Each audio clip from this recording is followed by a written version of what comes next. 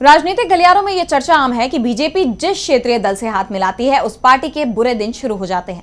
कुछ दिन के लिए सत्ता तो मिलती है लेकिन समर्थक दूर चले जाते हैं। इसकी ताजा शिकार हरियाणा की जेजेपी बन चुकी है और अब दक्षिण भारत की पार्टी बीआरएस भी बीजेपी के टारगेट पर आ गई है, जिसके बाद से ही बीआरएस के अंदर भूचाल आया हुआ है। बीआरएस नेता के कविता ने बीजेपी को लेकर नरम रुख दिखाने पर अपनी ही पार्टी से बगावत कर दी है। तो क्या कुछ कहा है के कविता ने, जानेंगे इस रिपोर्ट में। तेलंगाना के पूर्व सीएम के चंद्रशेखर राव की पार्टी बीआरएस यानी भारत राष्ट्र समिति में अंदरूनी कलह चरम पर आ गई है। पार्टी से निलंबित होने के बाद केसीआर की बेटी के कविता ने पार्टी और विधान परिषद की सदस्यता से इस्तीफा दे दिया है। इस फैसले ने पार्टी में भूचाल ला दिया है, खासकर तब जब कविता ने अपने भाई और पार्टी के कार्यकारी अध्यक्ष केटीआर पर गंभीर आरोप लगाए हैं। हाल ही में बीआरएस की बीजेपी से बढ़ती नजदीकी और कविता की एक चिट्ठी सामने आने से यह विवाद गहराया है।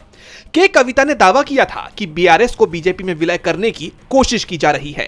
हैदराबाद में एक प्रेस कॉन्फ्रेंस में के कविता ने दावा किया कि जब मेरे खिलाफ दुर्भावनापूर्ण अभियान चलाया जा रहा था तब भाई रामा राव ने भी मेरा साथ नहीं दिया। मुझे किसी पद का कोई लालच नहीं है।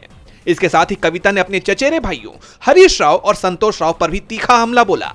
उन्होंने आरोप लगाया कि ये लोग बीआरएस को कमजोर करने के लिए कांग्रेस और बीजेपी के साथ मिलकर काम कर रहे हैं।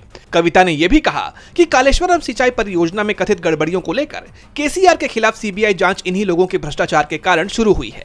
उन्होंने केटीआर को आगाह करते हुए कहा कि उनके करीबी लोग उनके शुभचिंतक नहीं हैं। कविता ने अपने निलंबन को पूरे बीआरएस को नियंत्रित करने की साजिश का हिस्सा बताया और अपने पिता केसीआर से अपने आसपास हो रही गतिविधियों पर ध्यान रखने का अनुरोध किया। उन्होंने साफ किया कि वो फिलहाल किसी भी पार्टी में शामिल नहीं हो रही हैं और अपने समर्थकों के साथ विचार विमर्श करने के बाद ही अगला कदम उठाएंगी। राजनीतिक जानकार बीआरएस के भीतर बढ़ती खाई के लिए बीजेपी को जिम्मेदार मान रहे हैं, जिससे पार्टी का भविष्य अनिश्चित दिख रहा है। डीबी लाइव की रिपोर्ट।